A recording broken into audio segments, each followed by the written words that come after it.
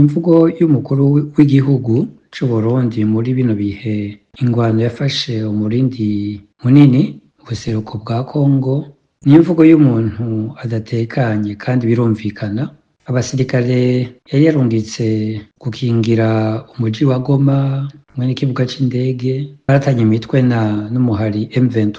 baratsindwa urugamba barahunga bahungira muri Kivu y'ubumanuko i Bukavu, aho basanzwe na bagenzi babo amabatayo 10 yarungitswe n'umukuru w'igihugu kugira bagerageze kurangura ubutumwa bwo gukingira umuji wa Bukavu n'ikibuga c'indege ca Kavumu. Ariko vyagenze muri Goma, abasirikare b'Uburundi bari kumwe n'abasirikare ba Kongo n'aba FDLR n'aba Wazalendo baratsinzwe na M23, hanyuma bahunga begera Uburundi. Ubu rero ingwano iramaze kwegera Uvira, ari iruhande y'umupaka w'Uburundi nkuko mubizi. Rero Ndayishimiye arazi yuko niyabandanya adakuye abasirikare b'Uburundi muri Kongo, ingwano irashobora gutambuka umupaka ikabera i Burundi. Ikindi ca kabiri arazi yuko muri Kivu hasanzwe ingwano zikomeye hagati y'igisoda c'Uburundi, abasoda 3500 bihanganye n'umuhari wa Tabara. Haza imyaka nk'ibiri cane uyu mwaka birirwa baratana mu mitwe, kandi amaze gupfa abasoda benshi cane b'Uburundi. Rero arazi neza yuko abasoda batsinzwe biwe kandi batanezerewe, ko ntibigeze bumva neza igituma bashobora kugenda mu ngwano ziri hagati y'abakongomani bakicirwa hariya, hanyuma bagatumwayo kandi batazi n'ico bagiye gukora, kuko mu vy'ukuri uri umusoda w'Uburundi ukisanga uriko urarwana iruhande y'aba FDLR, urasa abakongomani baharanira nabo nyene agateka kabo, n'ibintu bitumvikana na gatonya. Aho rero nico gituma navuga yuko President Ndayishimiye aho ageze ubu atanguye gukoresha amajambo yo kugerageza gukoresha ibintu vy'amoko mu banyagihugu, ko atinya yuko ubumwe mu Barundi, ubumwe amaze kwerekana kuva mu 2015 bubandanije, ahashobora kuba ingorane, hashobora kuba ku banyagihugu bagowe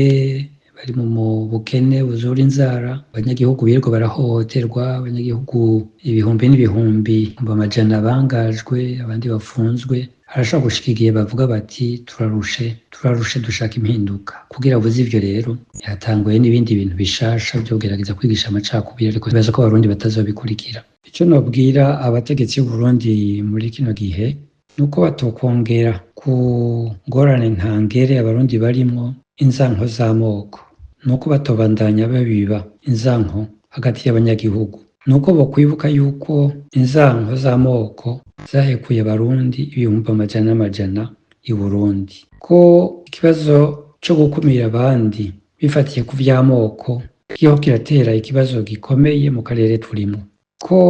niba CNDD-FDD yananiye gutwara yokwikubita agaci hakiri kare ikemera Abarundi bagatunganya ibiganiro vyo kurondera inyishu ku bibazo biba hanze, ko CNDD-FDD yokwemera ikagenda mu mahoro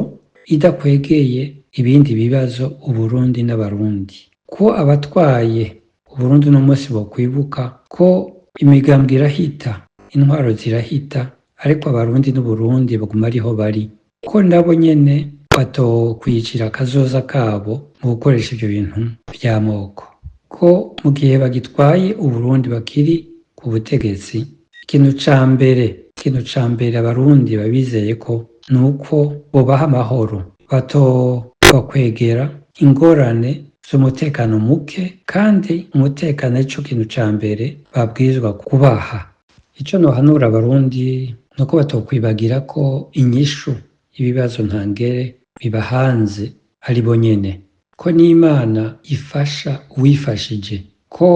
boba intwari bakanka ko hagira ubaca hagati ngo baryanishe kandi bagowe kumwe, bose bafise ingorane zimwe. Mu bahunze igihugu harimwo amoko yose, bafunzwe ari amoko yose, bagowe ari amoko yose, mu barara ubusa harimwo amoko yose. Bamenye yuko ubumwe, urunani ntamenwa no kugira intumbero imwe yo kurondera umuti ku bibazo birimwo arico kizobakiza, ko ata muntu n'umwe uwundi azoza kubakiza, batsinde ubwoba kurya